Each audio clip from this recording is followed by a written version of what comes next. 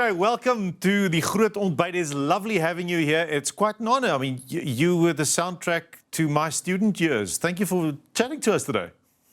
It's my pleasure. I'm looking forward to coming your way for the first time, certainly for a tour anyway, the first time in a long time.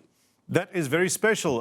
White Ladder has, like everywhere else in the world, has made quite a mark in South Africa, and there's so many fans here. Just to think, an anniversary edition of this album, there must be so much logistics going on to get that done, to have gotten it to this point. What was the process like? Yeah, it's been a long process, prepping the whole tour and prepping the album. You know, we got all the offcuts of White Ladder and we bundled them into the sort of final package.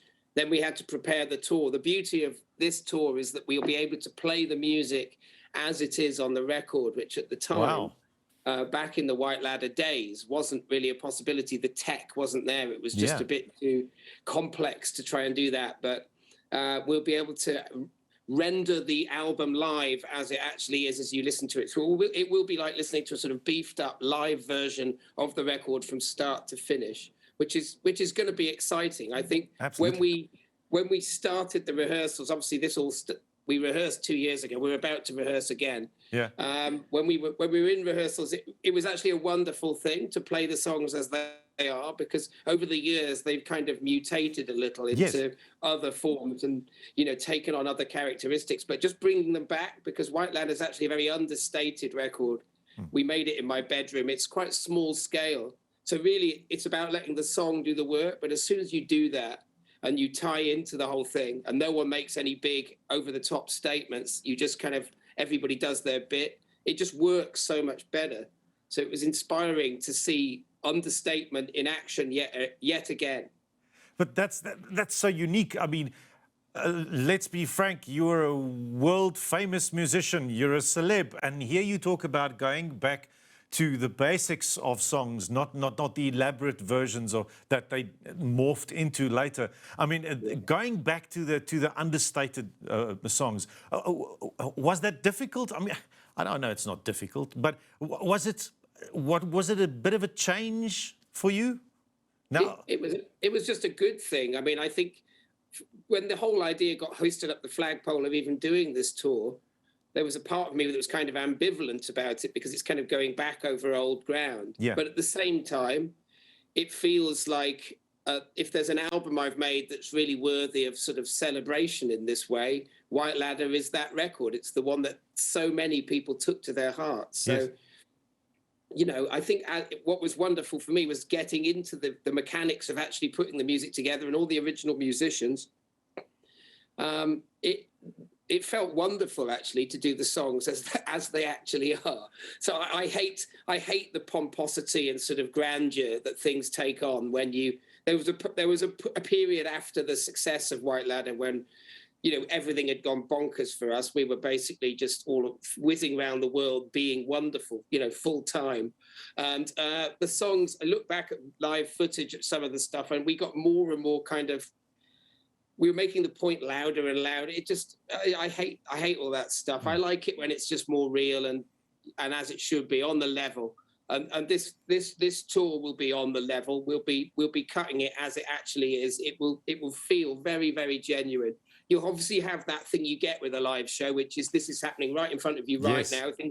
Things can go wrong and things can change. That's the nature of live music. That's what makes it good. So it will be a live version, crackling with spontaneity, of course, but it will be something that really adheres to its original form quite closely. So that was actually a wonderful thing and made me feel really good about it. It's in so many ways has had a really positive effect on my music making outside of the tour. It sort of reminded me of a few things about what works and what's important. And one of the strengths of White Ladder was that we didn't have a studio to make it in. We were making it at home with nothing. Yeah. And we had to just do things very simply in order to make them work. So, you know, hold ideas back, make the basics work well together. And then if you brought in something like a bass line or even the claps in Please Forgive Me, you know, they don't come in until right all the way almost at the end of the song. Yes. So you got to hold your punches back so that it really works. So I love that way of making music, that economy of means, and just actually getting into the guts of the music itself and executing it again and feeling how positive that feels was a little reminder that, maybe I needed. Oh, well, that's spectacular. This tour should have happened a little earlier, but COVID sort of cut it down at the legs. Now it's happening. What was the period like waiting for this tour to happen? Because it was planned and there was a pause.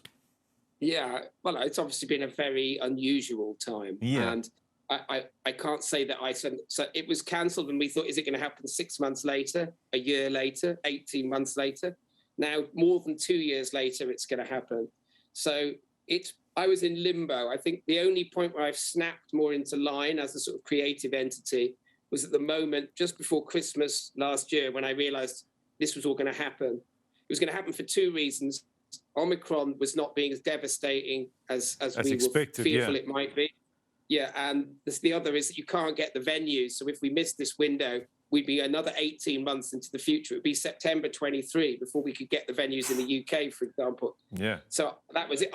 When at that light bulb moment, we're like, bing! It's like this tour is happening. Whether we're wearing face masks in an oxygen tent, I don't know. It's happening. It's going to happen. So but in the intervening period, it's been a strange drifting time. Yeah. I think I've been lucky. I've counted my blessings as a family man.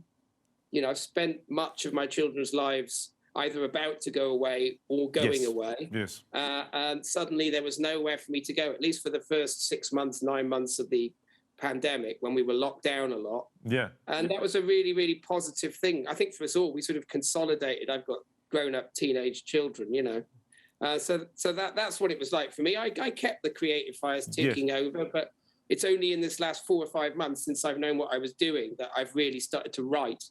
I've written about 20 songs since this moment. So it's been a real release for me. Suddenly I realised, right, I've got 4 or 5 months before the tour happens. Go! And it was just... A nice Phoenix moment. The songs have been pouring out. Oh, lovely. Lovely. Us in South Africa, we can expect you here the 1st and the 3rd of December. That's right. One show in Cape Town, one in Gauteng. And the tickets have opened, if I'm not mistaken, for booking at this stage. Yeah, I'm not probably the right person to ask, but I'm going to say yes, because that sounds better than no. Yes, of course. We can't wait for this. It's going to be the highlight, certainly. Well, since varsity in my time, it's going to be another highlight. Thank you so much for joining us this morning. It's been absolutely wonderful talking to you, and it's a little quick, but all of the best, and I hope you have a great tour. Thank you very much. I'm looking forward to seeing you at the end of the year. Lovely.